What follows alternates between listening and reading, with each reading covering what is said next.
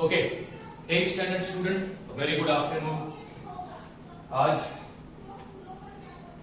First lecture science का है तुम्हारे साथ। आज साइंस में हम चैप्टर नंबर फर्स्ट पढ़ने वाले हैं और चैप्टर नंबर फर्स्ट का नाम है living world and classification of microbes. ये तुम्हारे फर्स्ट चैप्टर का नाम है, living world and classification of microbes. सबसे पहले एक बात समझते हैं, क्लासिफिकेशन। तुम लाइब्रेरी में जाओ और लाइब्रेरी में फर्स्ट से लेकर 10th स्टैंडर्ड तक की बुक रखी हुई है, लेकिन वो बुक अलग अलग शेल में नहीं रखी हुई है, सब एक साथ ही रखी हुई है, मिक्स। और तुमको चाहिए कोई एक पर्टिकुलर स्टैंडर्ड की बुक, मान लो तुमको चाहिए 8th स्टैंडर्ड की बुक। अब तुम उन सारी बुक में छाटोगे, सारी बुक छाटोगे, फिर 8th स्टैंडर्ड की बुक अलग अलग निकाल के रखोगे। क्या हो रहा है? टाइम वेस्ट हो रहा है, एनर्जी लॉस हो रही है। अगर वही चीज वो लाइब्रेरी वाले ने एक शेल बनाया होता, बहुत सारे शेल बनाए होते हैं हर स्टैंडर्ड के लिए, स्टैंडर्ड फर्स्ट से लेके तो स्टैंडर्ड 10th तक, उसने अगर शेल बनाया होता लाइब्रेरी वाले ने, और हर शेल में एक एक पर्टिकुलर स्टैंडर्ड की बुक रखता, फर्स्ट स्टैंडर्ड की एक शेल, सेकंड स्टैंडर्ड का अलग शेल, थर्ड स्टैंडर्ड का अलग शेल, तो फिर बुक को ढूंढना बड़ा आसान हो जाता। जो चीज तुमको चाहिए वो चीज आराम से मिल जाती। तो लाइब्रेरी में बुक को स्टैंडर्ड वाइज क्लासिफाई किया गया। मेडिकल शॉप में बीमारियों के हिसाब से दवाइयों को क्लासिफाई किया गया। तो क्लासिफाई करने से काम आसान हो जाता है। ठीक उसी तरह हम अभी क्लासिफिकेशन पढ़ेंगे लिविंग ऑर्गेनिज्म का। लिविंग ऑर्गेनिज्म यानी वो ऑर्गेनिज्म जो जिंदा है, फिर चाहे वो कोई भी हो, कैसा भी हो, अगर वो जिंदा है तो वो लिविंग ऑर्गेनिज्म है। अब लिविंग ऑर्गेनिज्म को क्लासिफाई क्यों किया? तुम्हारे माइंड में सवाल आया कि लिविंग ऑर्गेनिज्म को क्लासिफाई क्यों किया। उसी से रिलेटेड मैंने यहां पर फर्स्ट क्वेश्चन लिखा है, what is classification? The process of identifying and grouping, the process of identifying and grouping. Classification क्या है? एक प्रोसेस है, एक काम है। प्रोसेस यानी कि काम। क्लासिफिकेशन क्या है? एक काम है, एक प्रोसेस है जिसमें तुम लिविंग ऑर्गेनिज्म को आइडेंटिफाई और ग्रुपिंग करते हो। लिविंग ऑर्गेनिज्म को आइडेंटिफाई करके उसका ग्रुपिंग करते हो, यानी उसको ग्रुप में डिवाइड करते हो based on their similarities. Based on their similarities is called classification. Living organism को उनके सिमिलैरिटी के बेस पर तुमने उनको ग्रुप में डिवाइड किया, ग्रुप बना। तो इस प्रोसेस को कहते हैं classification. I repeat, living organism को तुमने क्या किया? बहुत सारे लिविंग ऑर्गेनिज्म है, तुमने उन सारे लिविंग ऑर्गेनिज्म को देखा, फिर उसको क्या किया, जो सिमिलर लिविंग ऑर्गेनिज्म है उसके अलग अलग तुमने क्या बनाए? ग्रुप बनाए। एक जैसे जो लिविंग ऑर्गेनिज्म है तुमने उनको क्या किया? ग्रुप में डिवाइड किया। इस पूरे काम को क्या बोलोगे तुम? इस पूरे काम को हम बोलेंगे classification of living organism. The process of identifying and grouping the living organism based on their similarity is called the classification of living organism. आगे क्या बोला? The science of classification is called taxonomy. Science का वो part जो living organism की classification से related हो, science का वो पार्ट जो लिविंग ऑर्गेनिज्म के क्लासिफिकेशन से रिलेटेड हो, उसको क्या बोलते हैं? Taxonomy. Next question is, what is the hierarchy hierarchy का मतलब होता है level. What is the hierarchy for classification of living organism? Living organism को तुमने क्लासिफाई किया, तो उनके क्लासिफिकेशन के कितने लेवल है? तो उनके क्लासिफिकेशन के लेवल कौन कौन से हैं? पहला लेवल है क्लासिफिकेशन का किंगडम, दूसरा लेवल है फाइलम, तीसरा लेवल है क्लास, चौथा लेवल है फैमिली, पांचवा लेवल है जीनस और फिर है स्पीशीज। तो ह्यूमन लिविंग ऑर्गेनिज्म को क्लासिफाई करने की ये हायरार्की है, ये उसके लेवल्स है। Now next question, what is nomenclature? Nomenclature, मैं सिंपल भाषा में नॉमेनक्लेचर का मतलब बताऊं। तुम पैदा हुए, तुम्हारा नामकरण किया गया, नाम रखा गया, ठीक है। उसी तरह जानवरों का, लिविंग ऑर्गेनिज्म का भी नाम रखा गया। वो नाम रखने वाले सिस्टम को बोलते हैं नॉमेनक्लेचर। नाम रखने वाले सिस्टम को बोलते हैं nomenclature. The naming of an organism is called nomenclature. Organism को जो नाम रखने का प्रोसेस है, ऑर्गेनिज्म के जो नाम रखने का प्रोसेस है, उसको बोलते हैं nomenclature. The nomenclature that biologist use throughout the world, the nomenclature that biologists use throughout the world is called binomial system. सबसे पहला नाम रखने वाले सिस्टम को क्या बोलोगे? नॉमेनक्लेचर। आज पूरी दुनिया में बायोलॉजिस्ट जो नाम रखने का सिस्टम इस्तेमाल कर रहे हैं, ऑर्गेनिज्म के नाम रखने का जो सिस्टम वो इस्तेमाल कर रहे हैं, उस सिस्टम का नाम क्या है? Binomial system of nomenclature. आज पूरी दुनिया में बायोलॉजिस्ट जो ऑर्गेनिज्म के नाम रखने का सिस्टम यूज कर रहे हैं, उस सिस्टम का नाम क्या है? बाइनोमियल सिस्टम ऑफ नॉमेनक्लेचर, जिसमें वर्ड बाय का मतलब क्या होता है? Means. By means two, by का मतलब होता है टू, नॉमियल का मतलब होता है नेमिंग, नोमेनक्लेचर का मतलब होता है द सिस्टम ऑफ। किसी ने तुमको पूछा नोमेनक्लेचर क्या होता है? ऑर्गेनिज्म के नाम रखने वाले प्रोसेस को हम नोमेनक्लेचर बोलते हैं। पूरी दुनिया के बायोलॉजिस्ट आज जिस नाम रखने का प्रोसेस इस्तेमाल कर रहे हैं या नाम रखने का जो सिस्टम वो यूज कर रहे हैं, वो सिस्टम का नाम क्या है? Binomial system of nomenclature. Binomial system of nomenclature में वर्ड बाय का मतलब होता है टू, नॉमियल का मतलब होता है नेमिंग और नॉमेनक्लेचर का मतलब होता है द सिस्टम ऑफ।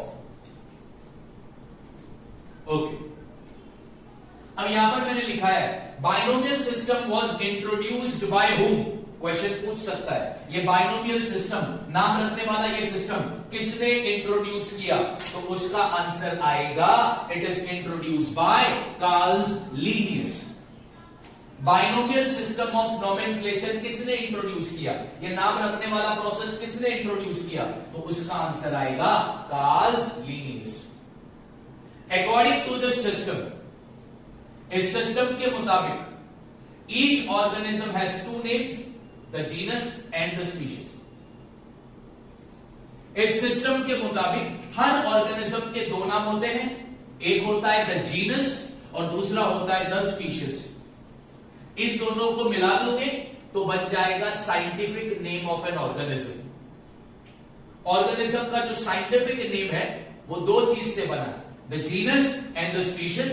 जीनस को पहले लिखा जाता है, स्पीशीज को बाद में लिखा जाता है। मैंने तुम्हें क्या पढ़ाया है? नॉमेनक्लेचर। नॉमेनक्लेचर मतलब ऑर्गेनिज्म के नाम रखने वाला सिस्टम, ऑर्गेनिज्म के नाम रखने वाले प्रोसेस को। अब तुम्हारा नाम रखा, तुम एक ऑर्गेनिज्म हो, तुम्हारा जो नाम रखने वाला जो प्रोसेस है उसको बोलते हैं नॉमेनक्लेचर। और पूरे दुनिया के बायोलॉजिस्ट ऑर्गेनिज्म के नाम रखने का जो सिस्टम आज यूज कर रहे हैं वो है बाइनोमियल सिस्टम ऑफ नॉमेनक्लेचर। ये बाइनोमियल सिस्टम ऑफ नॉमेनक्लेचर किसने इंट्रोड्यूस किया, किसने बनाया, किसने इन्वेंट किया? कार्ल लीनियस ने। बाइनोमियल सिस्टम ऑफ नोमेनक्लेचर के मुताबिक हर ऑर्गेनिज्म के दो नाम होते हैं। Each organism has two name, एक द जीनस और दूसरा द स्पीशीज। और इन दोनों को मिला दोगे, जीनस और स्पीशीज को जब मिलाओगे तो बन जाएगा ऑर्गेनिज्म का साइंटिफिक नाम। बन जाएगा ऑर्गेनिज्म का साइंटिफिक नाम। देखो आज इस दुनिया में बहुत सारे ऑर्गेनिज्म हैं, हर ऑर्गेनिज्म का आज साइंटिफिक नाम भी है और हर ऑर्गेनिज्म का कॉमन नाम भी है। मिसाल के तौर पर बताता हूं, घर में तुम्हारा साइंटिफिक नाम कुछ भी होगा, वो तुम्हारे माँ बाप ने जो नाम रखा है पैदा होने के साथ, जो तुम्हारे माँ बाप ने जो तुम्हारा नाम रखा वो मान लो वो हो गया तुम्हारा साइंटिफिक नाम। और कॉमन नेम क्या है? घर में तुमको लोग प्यार से बेटा बेटी बुलाते हैं, तो वो बेटा और बेटी हो गया कॉमन नेम। अब ये बाइनोमियल सिस्टम क्यों बना? यूके और अमेरिका में बजर्ड एक बर्ड है, बजर्ड एक बर्ड है, BUZZARD बजर्ड। यूके में बजर्ड किसको बोलते हैं? ईगल को। और अमेरिका में यूनाइटेड स्टेट में बजर्ड बोलते हैं वल्चर को। तो देखो कॉमन नेम बजर्ड, लेकिन यूके वाले बजर्ड शब्द का इस्तेमाल कर रहे हैं ईगल को बोलते हैं, हम लोग ईगल को बजर्ड बोलते हैं, और यूनाइटेड स्टेट ऑफ अमेरिका वाले वल्चर को बजर्ड बोलते हैं। तो अब ये नाम इस्तेमाल नहीं किया जा सकता ऑर्गेनिज्म को क्लासिफाई करने के लिए। तो कॉमन नेम का इस्तेमाल न करते हुए साइंटिफिक नेम का इस्तेमाल किया गया, साइंटिफिक नेम का इस्तेमाल किया गया ऑर्गेनिज्म को क्लासिफाई करने के लिए। और वो साइंटिफिक नेम ऑर्गेनिज्म का किस सिस्टम के मुताबिक रखा गया? Binomial system of nomenclature. और बाइनोमियल सिस्टम ऑफ नोमेनक्लेचर बोलता है कि ईच ऑर्गेनिज्म, हर ऑर्गेनिज्म के दो नाम होंगे, एक द जीनस और दूसरा द स्पीशीज। और द जीनस और द स्पीशीज को अगर तुम मिला दो तो वो बन जाएगा scientific name of the organism. क्या पढ़ा रहा हूं मैं तुमको? Classification of organism. Classification of living organism क्या है सर? वो एक प्रोसेस है, एक काम है। उसमें क्या होगा सर? सर उसमें जो है ऑर्गेनिज्म को ग्रुप में डिवाइड किया जाएगा उनकी सिमिलैरिटी के मुताबिक। क्लासिफिकेशन के कितने लेवल है? 6 या 7। कौन कौन से? पहला लेवल किंगडम, दूसरा लेवल फाइलम, तीसरा level class, family, genus, species. Sir organism को ग्रुप में क्लासिफाई किया तो सर ऑर्गेनिज्म को नाम भी तो दिया होगा। सर उसमें कौन सा नाम इस्तेमाल किया गया? हर ऑर्गेनिज्म के दो नाम होते हैं, common name, scientific name. Organism को, लिविंग ऑर्गेनिज्म को क्लासिफाई करने के लिए साइंटिफिक नाम का इस्तेमाल किया गया, कॉमन नेम का इस्तेमाल नहीं किया गया, क्योंकि कॉमन नेम का इस्तेमाल करने से कंफ्यूजन पैदा होती। तो कॉमन नेम को इस्तेमाल न करते हुए साइंटिफिक नाम को इस्तेमाल किया गया। सर ये नाम रखने वाले प्रोसेस को क्या बोलते हैं? नोमेनक्लेचर। सर पूरी दुनिया में बायोलॉजिस्ट जो आज ऑर्गेनिज्म के नाम रखने का सिस्टम इस्तेमाल करते हैं, उस सिस्टम का नाम क्या है? Binomial system of nomenclature. Sir ये किसने इन्वेंट किया? ये किसने इंट्रोड्यूस किया? ये किसने इजाद किया? कार्ल लिनस ने। और उस सिस्टम के मुताबिक ईच ऑर्गेनिज्म, हर ऑर्गेनिज्म के दो नाम होंगे, द जीनस, द स्पीशीज। तो नाम लिखते वक्त जीनस को पहला लिखा जाता है, उसके बाद स्पीशीज को लिखा जाता है, और दोनों को कंबाइन करके बन जाता है ऑर्गेनिज्म का साइंटिफिक नाम। अब मैं तुमको पढ़ाने जाऊंगा history of classification, history of classification of living organism. तो सबसे पहला एरिस्टोटल ने लिविंग ऑर्गेनिज्म को क्लासिफाई किया दो ग्रुप में, प्लांट और एनिमल। एरिस्टोटल के बाद कार्ल लिनस ने 1735 में लिविंग ऑर्गेनिज्म को क्लासिफाई किया दो ग्रुप में। एक ग्रुप का नाम दिया वेजिटेबलिया, दूसरे ग्रुप का नाम दिया एनिमेलिया। हेकल ने 1866 में लिविंग ऑर्गेनिज्म को क्लासिफाई किया तीन ग्रुप में, प्रोटिस्टा, प्लांट, एनिमल। उसके बाद चैटन ने 1925 में लिविंग ऑर्गेनिज्म को क्लासिफाई किया दो ग्रुप में, प्रोकैरियोट एंड यूकैरियोट। उसके बाद कॉपलैंड ने 1938 में लिविंग ऑर्गेनिज्म को क्लासिफाई किया चार ग्रुप में, Monera, protista, fungi, plant, Monera, protista, plant and animal, sorry Monera, protista, plant and animal.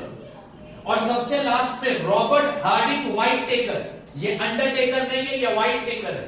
Robert Harding Whittaker ने लिविंग ऑर्गेनिज्म को क्लासिफाई किया 5 ग्रुप में, और उन ग्रुप के नाम Monera, protista, fungi, plant and animal. ये है हिस्ट्री ऑफ क्लासिफिकेशन। अलग अलग दौर में अलग अलग साइंटिस्ट ने लिविंग ऑर्गेनिज्म को क्लासिफाई किया। क्लासिफिकेशन की नींव, क्लासिफिकेशन की बीज सबसे पहला किसने रखी? एरिस्टोटल ने। एरिस्टोटल ने लिविंग ऑर्गेनिज्म को क्लासिफाई किया दो ग्रुप में, प्लांट और एनिमल। एरिस्टोटल के बाद लिविंग ऑर्गेनिज्म को क्लासिफाई किया था चाणक्य ने। चाणक्य के बाद लिविंग ऑर्गेनिज्म को क्लासिफाई किया था रे ने। उसके बाद लिविंग ऑर्गेनिज्म को क्लासिफाई किया कार्ल लिनियस ने। कब क्लासिफाई किया? मैचअप में पूछ सकता है। कार्ल लिनियस का क्लासिफिकेशन कौन से साल में आया? 1735। कार्ल लिनियस ने लिविंग ऑर्गेनिज्म को कितने ग्रुप में बांटा? दो ग्रुप में बांटा। उन ग्रुप के नाम क्या है? वेजिटेबलिया एंड एनिमलिया। कार्ल लिनियस का क्लासिफिकेशन कुछ देर चला, फिर फ्लॉप हो गया। उसके बाद हैकल ने अपना क्लासिफिकेशन दिया 1866 में। हैकल ने पूरे लिविंग ऑर्गेनिज्म को कितने ग्रुप में डिस्ट्रीब्यूट किया? 3 ग्रुप बनाया उसने। उन ग्रुप के नाम क्या रखा उसने? प्रोटिस्टा, प्लांट और एनिमल। फिर हैकल का क्लासिफिकेशन कुछ दिन चला, फिर कौन आया? चैटन आया 1925 में अपना क्लासिफिकेशन लेकर। उसने अपने क्लासिफिकेशन में पूरे लिविंग ऑर्गेनिज्म को, इस ब्रह्मांड में, इस यूनिवर्स में जितने भी लिविंग ऑर्गेनिज्म है, उसको कितने ग्रुप में बांटा? 2 ग्रुप में बांटा, प्रोकैरियोट एंड यूकैरियोट। उसके बाद कौन आया? उसके बाद फिर आए हमारे कॉपलैंड 1938 में। उन्होंने लिविंग ऑर्गेनिज्म को 4 ग्रुप में बांटा। उन ग्रुप के नाम क्या है sir? Monera, protista, plant and animal. और सबसे आखिर में रॉबर्ट हार्डिंग व्हाइट टेकर आए 1969 में। 1969 में कब आइए? 1969 में इन्होंने एनिमल को क्लासिफाई किया 5 ग्रुप में, Monera, protista, fungi, plant and animal. आज जो क्लासिफिकेशन पढ़ाया जाता है, समझाया जाता है, पूरी दुनिया में जो क्लासिफिकेशन आज एप्लीकेबल है, अप्लाई है, यूज करते हैं बड़े बड़े बायोलॉजिस्ट, साइंटिस्ट, वो किसका क्लासिफिकेशन यूज करते हैं? रॉबर्ट हार्डिंग व्हाइट टेकर का। आज जो क्लासिफिकेशन पूरी दुनिया में माना जा रहा है, वो किसका क्लासिफिकेशन माना जाता है? रॉबर्ट हार्डिंग व्हाइट टेकर का। अब तुम बोलोगे सर यहां पर ये जो किंगडम है, इस किंगडम वर्ड का मतलब क्या है? किंगडम का मतलब होता है ग्रुप। किंगडम का मतलब क्या होता है? ग्रुप। ये हिस्ट्री ऑफ क्लासिफिकेशन का टेबल याद रखना ऑब्जेक्टिव के लिए पूछ सकता है, या तो फिलअप में पूछेगा या तो मैचअप में पूछेगा। तो इसको अच्छे से याद रखना कि किसने कितने ग्रुप बनाए और उन ग्रुप के नाम क्या है। बात समझ में आ गई? ठीक है। अब हमारा नेक्स्ट टॉपिक है criteria used for classification. Criteria used for classification by Robert Harding Whittaker. तो मैं क्या कर रहा हूं, ये बोर्ड मिटा रहा हूं, तुम लोग वीडियो को पॉज करके ये पूरा कॉपी कर लेना, ठीक है? ओके, अब next topic criteria used for classification by Robert Harding Whittaker. Robert Harding Whittaker ने एनिमल को क्लासिफाई किया 5 किंगडम में, 5 ग्रुप में। तो 5 ग्रुप में उसने लिविंग ऑर्गेनिज्म को क्लासिफाई करने के लिए कौन कौन सी क्राइटेरिया का इस्तेमाल किया है, यानी कौन कौन सी चीजों को देखा, कौन कौन से क्राइटेरिया का यूज किया, और उसके मुताबिक उसने लिविंग ऑर्गेनिज्म को 5 ग्रुप में क्लासिफाई किया। Criteria number 1, complexity of cell structure, यानी कि उनका सेल प्रोकैरियोटिक है या यूकैरियोटिक है। Criteria number 2, complexity of organism, यानी कि ऑर्गेनिज्म यूनिसेल्युलर है या मल्टीसेल्युलर है। Criteria number 3, mode of nutrition. Mode of nutrition कि वो ऑटोट्रोपिक है, सेप्रोफाइटिक है या हेट्रोट्रोपिक है। क्राइटेरिया नंबर 4, लाइफस्टाइल कि वो प्रोड्यूसर है, कंज्यूमर है या डिकम्पोजर है। क्राइटेरिया नंबर 5, फिलोजेनेटिक रिलेशनशिप वो प्रोकैरियोटिक टू यूकैरियोटिक है या यूनिसेल्यूलर टू मल्टीसेल्यूलर है। इन क्राइटेरिया का रॉबर्ट हार्डिंग व्हाइटेकर ने यूज किया एनिमल को 5 ग्रुप में क्लासिफाई करने के लिए। हमने पढ़ा अभी कि रॉबर्ट हार्डिंग व्हाइटेकर ने 1965 में अपना क्लासिफिकेशन बनाया। उन्होंने अपने क्लासिफिकेशन किसका बनाया? लिविंग ऑर्गेनिज्म का, सारे लिविंग ऑर्गेनिज्म का। उन्होंने कितने ग्रुप बनाए लिविंग ऑर्गेनिज्म को? कितने ग्रुप में डिस्ट्रीब्यूट किया? 5 ग्रुप में डिस्ट्रीब्यूट किया। Monera, protista, fungi, plant and animal, ये 5 ग्रुप उन्होंने बनाए। ठीक है, अब वो 5 ग्रुप जो उन्होंने बनाए वो किस बेसिस पर बनाए? उन्होंने कौन कौन से क्राइटेरिया का यूज किया? उन्होंने कौन कौन से क्राइटेरिया का यूज किया और एनिमल को क्लासिफाई करके हमको दिया 5 ग्रुप में। तो क्राइटेरिया नंबर 1 कि वो एनिमल प्रोकैरियोटिक है या यूकैरियोटिक है। क्राइटेरिया नंबर 2 यूनिसेल्यूलर है या मल्टीसेल्यूलर है, एक सेल से बना है या एक से ज्यादा सेल से बना है। Criteria number 3 mode of nutrition, मतलब क्या कि वो ऑर्गेनिज्म ऑटोट्रोपिक है या सेप्रोफाइटिक है या हेटेरोट्रोपिक है। क्राइटेरिया नंबर 4 कि वो प्रोड्यूसर है, कंज्यूमर है या डिकम्पोजर है। लास्ट क्राइटेरिया वो प्रोकैरियोटिक टू यूकैरियोटिक है या यूनिसेल्यूलर टू मल्टीसेल्यूलर है। ये सारे क्राइटेरिया मैंने लिखा है, ये क्राइटेरिया है, ये क्राइटेरिया है प्रोकैरियोटिक एंड यूकैरियोटिक। इस क्राइटेरिया को क्या नाम दिया? Complexity of cell structure. Unicellular, multicellular, इस क्राइटेरिया को क्या नाम दिया? Complexity of organism. Autotrophic, saprophytic, heterotrophic, इस क्राइटेरिया को क्या नाम दिया? Mode of nutrition. Producer, consumer, decomposer, इस क्राइटेरिया को क्या नाम दिया? लाइफस्टाइल। प्रोकैरियोटिक टू यूकैरियोटिक है या यूनिसेल्यूलर टू मल्टीसेल्यूलर है, इस क्राइटेरिया को क्या नाम दिया? Phylogenetic relationship. ये क्राइटेरिया के नाम है, ये क्राइटेरिया को नाम दिया गया है। इन क्राइटेरिया की बलबूते पर रॉबर्ट हार्डिंग व्हाइटेकर ने एनिमल को 5 ग्रुप में क्लासिफाई किया। ग्रुप नंबर 1 ग्रुप नंबर 1 क्या है? मोनेरा। ग्रुप नंबर 2 क्या है? प्रोटिस्टा। ग्रुप नंबर 3 क्या है? फंगाई। ग्रुप नंबर 4 क्या है? प्लांट। ग्रुप नंबर 5 क्या है? एनिमल।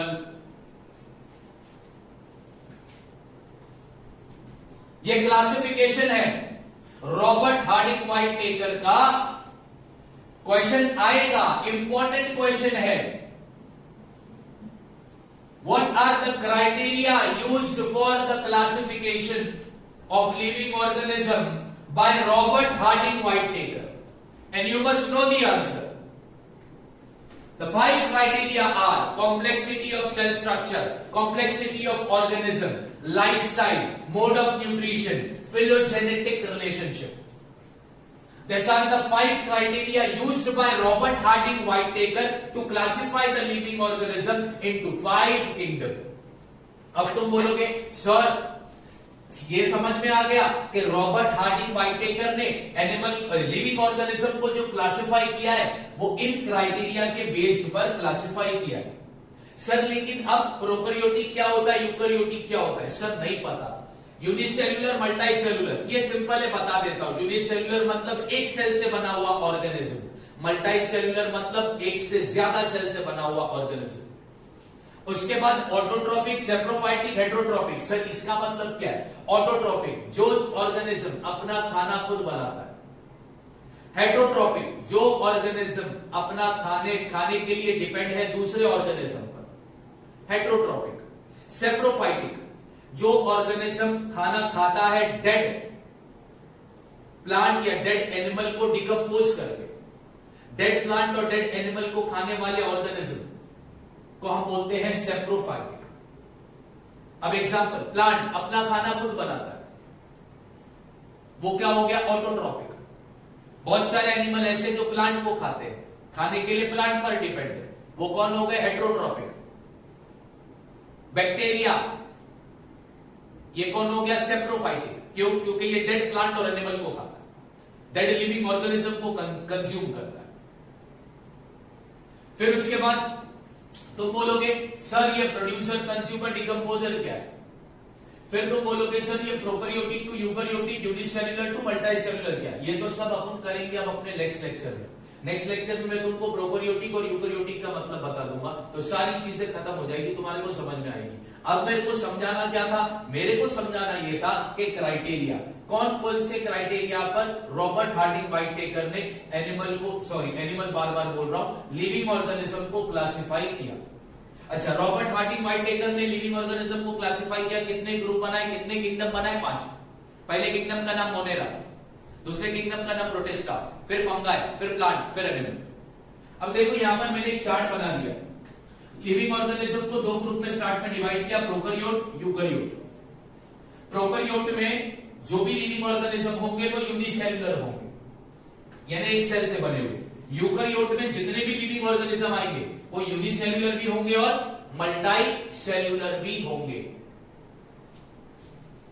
अब प्रोकैरियोट वाले ऑर्गेनिज्म कौन से किंगडम में आएंगे? मोनेरा।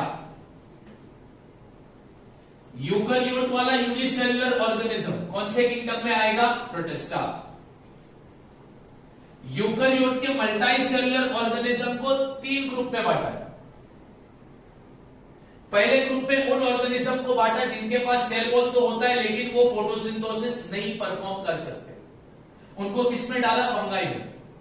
फिर इसमें दूसरे मल्टी सेल्युलर का दूसरा ग्रुप बनेगा, इसमें वो ऑर्गेनिज्म आएंगे जिसके पास सेल वॉल होता है लेकिन वो फोटोसिंथेसिस भी परफॉर्म कर सकते हैं, उसको डाला कौन से किंगडम में? प्लांट। और लास्ट में आ गया एनिमेलिया, इसमें वो ऑर्गेनिज्म आएंगे जिसके पास सेल वॉल नहीं होता। अब तो बोलोगे सर यहाँ पे क्या सेल वॉल की बात, किस सेल वॉल की बात चल रही है? वो नेक्स्ट लेक्चर में करेंगे। ये चार्ट है बेसिकली लिविंग ऑर्गेनिज्म का। ये है रॉबर्ट हार्डिंग व्हाइटेकर का क्लासिफिकेशन ऑफ लिविंग ऑर्गेनिज्म। सबसे पहले उसने 2 चीज करी, 2 ग्रुप बनाए, प्रोकैरियोट, यूकैरियोट। प्रोकैरियोट में एक ही आ गया यूनिसेल्युलर, यूकैरियोट में दोनों आ गए, यूनिसेल्युलर और मल्टी सेल्युलर। प्रोकैरियोट में सिर्फ यूनिसेल्युलर है, उसको कौन से किंगडम में डाल दिया? मोनेरा। यूकैरियोट वाले यूनिसेल्युलर को किसमें डाल दिया? प्रोटिस्टा। यूकैरियोट के मल्टी सेल्युलर को 3 ग्रुप में बांटा, फंगाई, प्लांट, एनिमल। फंगाई में कौन आ गए? जो फोटोसिंथेसिस परफॉर्म नहीं कर सकते। प्लांट में कौन आ गए? जो फोटोसिंथेसिस परफॉर्म कर सकते हैं। एनिमेलिया में कौन आ गए? जिसके पास सेल वॉल नहीं होता। फोटोसिंथेसिस किसको बोलते हैं बच्चों? पढ़ा है तुम लोगों ने। प्लांट अपना खाना खुद बनाता है in the presence of sunlight, इस प्रोसेस को बोलते हैं फोटोसिंथेसिस। प्लांट अपना खाना खुद बनाता है in the presence of sunlight, इस प्रोसेस को हम क्या बोलते हैं? फोटोसिंथेसिस। तो आज के लेक्चर में तुमने पढ़ा कि क्लासिफिकेशन ऑफ लिविंग ऑर्गेनिज्म क्या होता है, नोमेनक्लेचर क्या होता है, बाइनोमियल सिस्टम ऑफ नोमेनक्लेचर क्या होता है, हिस्ट्री ऑफ क्लासिफिकेशन देखा, रॉबर्ट हार्डिंग व्हाइटेकर ने जो क्लासिफिकेशन दिया है और किस क्राइटेरिया पे दिया है वो तुमने पढ़ा। ये आज के लेक्चर में अपन ने इतना पार्ट कवर कर दिया। अब नेक्स्ट लेक्चर में हम इसके आगे का पार्ट करेंगे। Thank you.